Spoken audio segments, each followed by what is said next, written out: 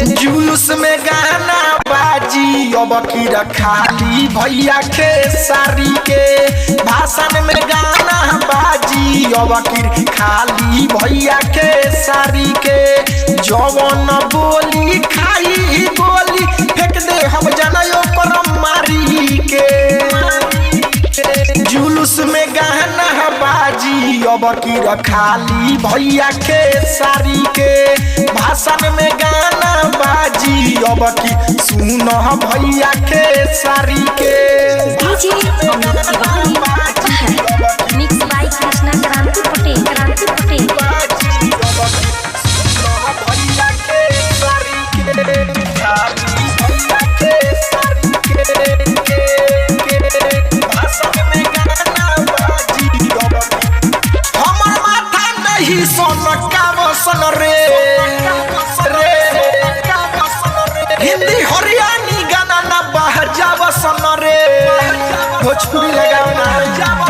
हमर माथा नहीं सोन का बसन रे हिंदी हरियाणी गाना ना बाहर जाव सन रे नाचे के बाटे ठीक से नाचो ना तो भागा दन धक्का मारी के भाषण में गाना बाजी अब की खाली भैया के सारी के भाषण में गाना बाजी सुनो खाली भैया के सारी के डीजे अमित तिवारी खाली भैया के सारी के भाषण में गाना बाजी मिक्स बाय कृष्णा क्रांति पटेल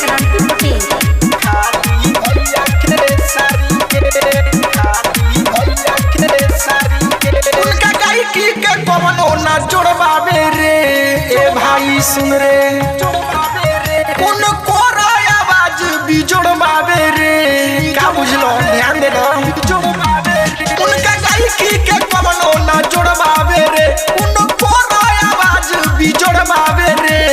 कृष्ण क्रांति चमक लाल कहत बात डहारी के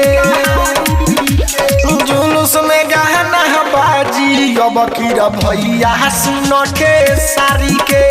भाषण में गाना बाजी अब की पहिरा भैया के सारी के